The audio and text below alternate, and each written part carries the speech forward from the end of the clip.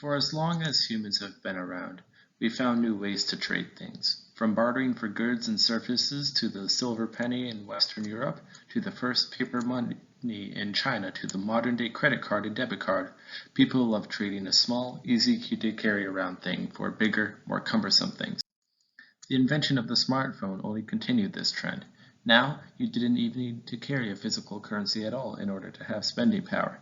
Instead, the click of a button sent completely digital currency to its new owner. This digital currency was still equal to the same amount of in-person cash though, and thanks to the government's backing, it always will be. But what if the government collapses or the US dollar loses its value? Then, all of your hard-earned cash would also lose value, leaving you high and dry. This is where cryptocurrency comes in, a completely digital currency backed by the users themselves with promises to change the future and revolutionize the way we think about money. The first cryptocurrency was Bitcoin, invented in 2009. Though it stayed under the radar for many years, used only by those who wish to keep their transactions private, Bitcoin virtually exploded in 2017, where one Bitcoin was worth nearly $20,000. As the price of Bitcoin increased, so did its popularity. More cryptocurrencies were created, more people invested, and Bitcoin was being used more than ever before. And yet, there is a dark underbelly to the cryptocurrency world that most people are completely unaware of. Bitcoin, the single largest cryptocurrency as of 2022, consumed about 110 terawatt-hours in a single year, which is about 0.55% of the entire world's energy usage for 2019, and at about the same level as countries such as Sweden and Malaysia. This energy demand means that more coal, natural gas, and other fossil fuels need to be burned in order to keep the lights on. These environmental impacts cannot go ignored. But do the benefits of cryptocurrency outweigh the costs? Why does it need so much energy? Will cryptocurrency be the nail in the coffin for environmental protection? Let's talk about it. In this video, we will answer 3 questions. How does cryptocurrency work? How can we reduce the energy cost of cryptocurrency? And what does the future hold for cryptocurrency? Alright, first off, what actually is crypto? And why do I keep hearing about a blockchain? Crypto, short for cryptocurrency, is a completely digital, user-backed currency where all trades are recorded in the blockchain. Being completely digital means that there is no physical currency. All cryptocurrency is stored as zeros and ones. User-backed means that a national government does not give this coin its value. Instead, the users decide, through supply and demand as well as other economic methods, how much each coin is worth. Being recorded in the blockchain essentially means that every single transaction ever made within a cryptocurrency is recorded onto a database. This database is added onto in chunks, also called blocks. A bunch of blocks makes a blockchain. So cryptocurrency has no physical money, the price is determined by the people that use it, and the transactions are stored on a giant database. So why does it need so much energy? The issue comes in with security. The single largest threat to any currency is fraud, and worldwide governments spend billions of dollars annually to prevent potential counterfeit. The US dollar alone has no less than 5 known ways of telling the difference between the real thing and a fake. Cryptocurrency must also face this monumental task in order to be an effective currency. Their solution? Make the users do it for a reward. There are 2 ways for cryptocurrencies to validate their transactions, either through proof of work or proof of stake. Let's begin with proof of work, used by the largest cryptocurrency, Bitcoin. Proof of work works by assigning miners a set of data that needs to be added to the blockchain, that huge database of transactions we mentioned earlier.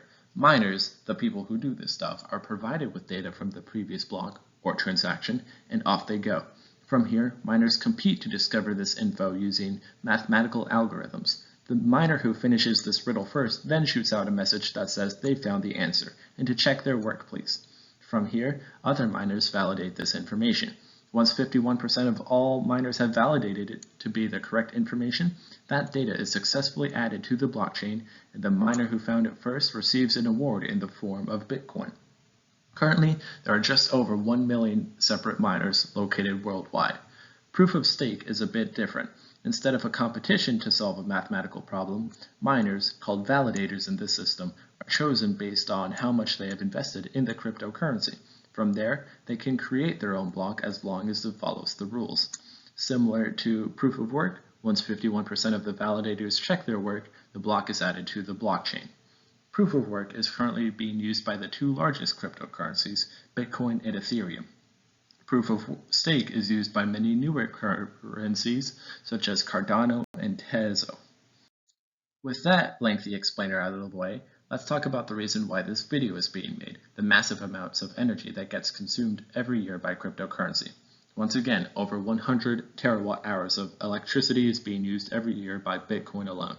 The reason for this is due to the costly proof of work method. Since it's a competition to mine the next set of Bitcoin, a sort of arms race has started between miners to build faster and stronger mining rigs which use more and more energy to mine.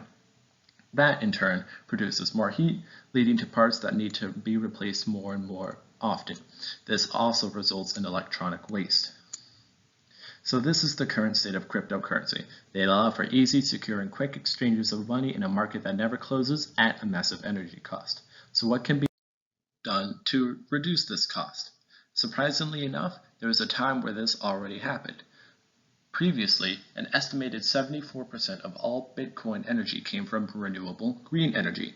Much of this was Chinese hydroelectricity, which can constantly be generated just so long as the dam is supplied with water. Considering that China is chock full of massive rivers, there is essentially no limit to the amount of energy that could be supplied. In addition, this means that nearly 3/4 of Bitcoin mining was completely emissions-free, as mining rigs themselves only produce heat as a byproduct. However, China closed its doors to cryptocurrency mining in 2021, forcing these miners to move towards fossil fuel-powered countries such as Kazakhstan and the United States.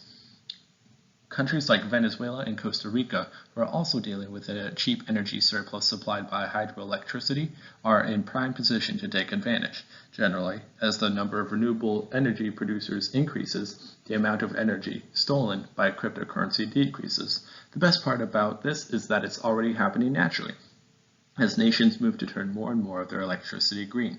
However, this will take precious time that we may not have. So what else can be done? Another option is to switch to the more energy-efficient proof-of-stake system. Ethereum is also in the process of doing this, but testing takes time, especially with such a big system. In addition, security takes a bit of a hit since proof-of-stake can be more easily attacked, as in order to hack the system, all one needs to do is acquire a large amount of wealth. Generally, however, the argument from pro-environmental groups says that cryptocurrencies need to switch to green energy sources as soon as possible or shut down, while pro-crypto groups say that the security cost to switch to proof of stake is too great and that there's no way to regulate where their energy comes from. If that's true, then what does the future hold for cryptocurrency? Well, to be honest, we don't know. Cryptocurrency is a completely new system that we have never seen before within human history. We have no idea how to regulate it, and we have no idea what the consequences for such widespread use will be. Most currencies up to this point have either been created by a group of people within a limited area or by national governments. Having an online user-backed currency is something that we have never seen before. However, research is constantly ongoing, and scholars are picking apart every aspect of cryptocurrency to see what can be done in order to help make it more energy efficient. However, we already have a game plan. Using green renewable energy to source cryptocurrency as well as switching to proof of stake seems to be a good start. If cryptocurrency does want to fulfill its promises of being the future of money, it has to go through these changes. But if it is able to do that, we just might be able to make the currency of the future. Thank you for listening, and here are all the sources cited.